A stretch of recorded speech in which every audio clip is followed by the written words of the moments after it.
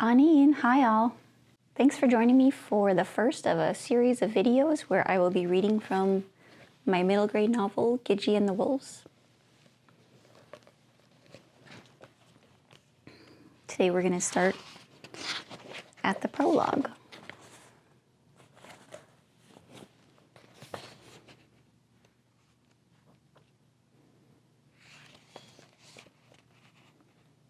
When humans first began to walk the earth, they were looked upon in curiosity by the preceding bipeds of the era.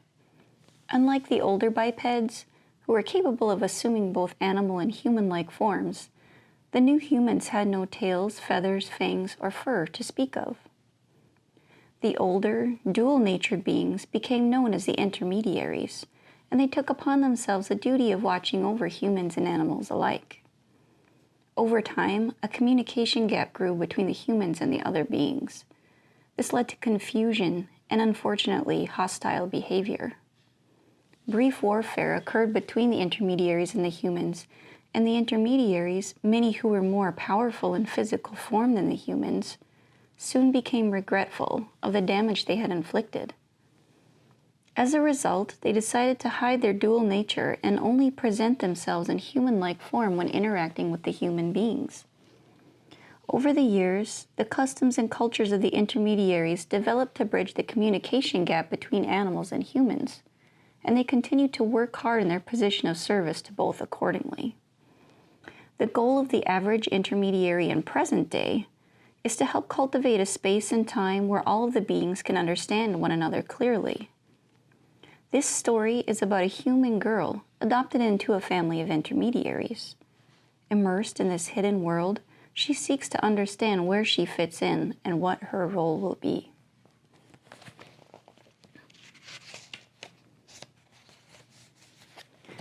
Three stories down, not up. The baking floor is on the third story down, not up, beneath the gentle piney sway of a boreal forest nestled near the shore of Gidjie. Above ground, late spring is abloom with an abundance of white forest flowers. Below, however, we arrive into our story beneath moss and humus, stone and root, into the season of the young councils. Just like everything that is born and grows and lives in harmony with Mama Aki, our Mother Earth, intermediaries have a rhythm to their coming of age. Setting off to form one's council of peers is the first step towards self-determination. During this time of year, the head of every young intermediary in the Northern Hemisphere is in a tizzy, for any moment might be the one to start them off on their adventure. Their nervousness and anticipation are understandable, as a council is a bond and a station that lasts a lifetime. As it happens, the head of one, just one, young human is also preoccupied with such matters.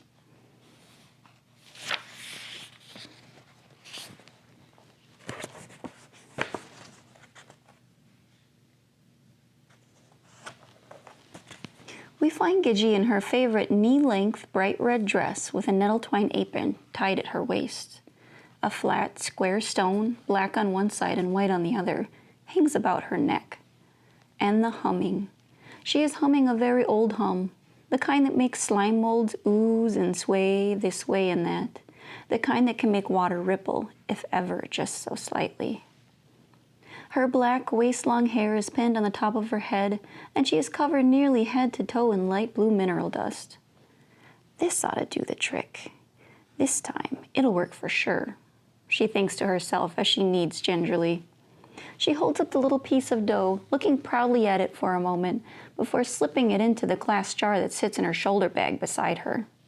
She wipes her hand on a towel and gives him a good loud clap before digging into one of the pockets of her apron.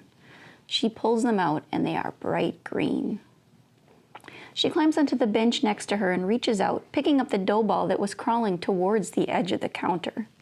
She pulls it towards her and into the clean basin. She pauses her humming to look straight down at the dough she is now kneading.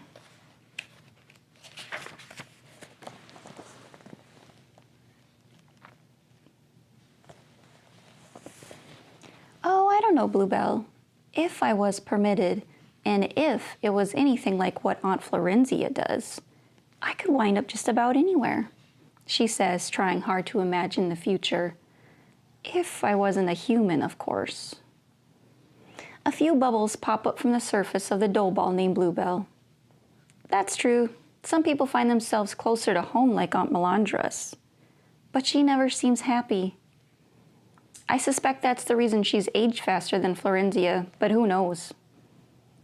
Gidjie resumes kneading Bluebell in the carved into the stone counter basin. You're right. Melandris is characteristically pessimistic about nearly everything, not just her work. She sighs. I really am perfectly happy right here with you and Nukamis. It is in the next moment that she finds herself making a declaration to stop the curiosity of these what-ifs. I will live here for the rest of my life with you and Nukamis, working in the shop like I always have. And I do have Carver. Her brow furrows the moment the words come out. Carver is like Gidjie's adoptive family. He's an intermediary. She can't bear to think about being without his company when he is called off to form his council. More bubbles from Bluebell, and Gidjie can't help but smile. Yes, I know I'm your favorite human. A pause, and then, of course you're my favorite dough ball.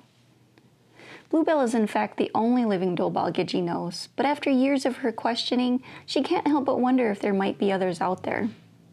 She also can't help but wonder, with the right recipe, is it possible to create one, so that Bluebell might have a companion?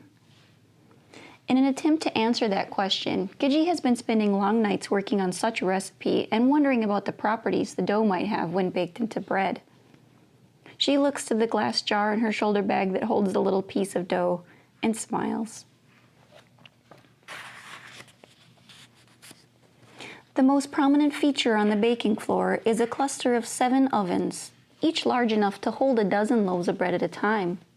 Atop every carved stone dome lives a gem the size of a large dinner plate that shines brightly when the bread inside reaches peak deliciousness and potential, for that matter.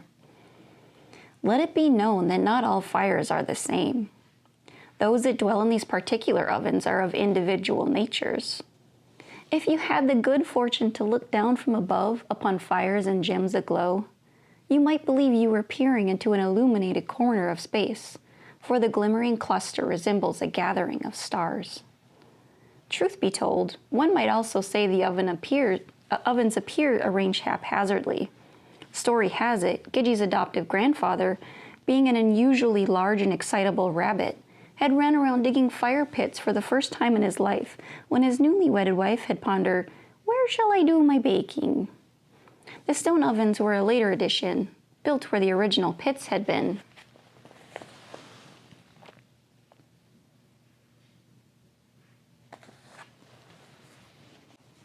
Gidjie, I'm ready for Bluebell. The voice of her grandmother arrives from the little stone grate on the far side of the room. Coming, Nukamis, she answers, looking down at the bounding back into shape dough ball, who's starting to ripple and casually wander off again. Okay, Bluebell, it's time, she addresses her. She reaches out her hands. Bluebell turns to meet Gidjie's gentle embrace. Gidjie hops down from the stool and carries Bluebell across the wide circular baking floor, passing through several of the windrush areas. These are the places where drafts are constantly upwelling from deep within the earth and up into the levels above and outwards to the forest floor. If you were above ground and happened to witness the expulsion, you'd probably assume that the ground was settling, or a fish was gurgling, or that it was simply an average discharge of the wind. However, the peculiar smells that can accompany these discharges might leave you second guessing. On her way to the door, Gidjie stops to plunge an arm elbow deep into a hanging weaver bird basket. Her Aunt Florenzia had brought back several of these baskets from the island where she lives and works most of the year. Weaver birds, having exceptionally nimble feet, weave the baskets out of volcanic gas-cured squid tentacles. They hunt the squids and then hang them to dry deep in the volcano they inhabit. The baskets are special, for they hold a perpetual heat. What does an underground-dwelling, grandmother-granddaughter baking team extraordinaire store in such a basket, you might ask? She pulls out a green glowing cube. And throw more peat in the oven on your way over, please, Nookamis adds. Gidjie smiles and walks over to the green gem-adorned oven. She tosses the little cube to the flames.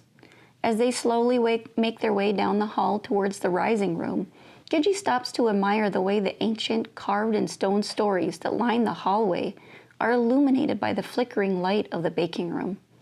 Shadows cast by the ridges in the carvings dance and play and pay visit to one another from the corner of her eye. Nookamis's voice sounds in the near distance. I saw what looked like a dead possum on the 4th floor. Gidjie grins wide. We haven't had one of those in a while, she says. That is chapter 1 of Gidjie and the Wolves. Please join me again for the next installation in this series, and I will be reading chapter 2. Opossums make the best friends.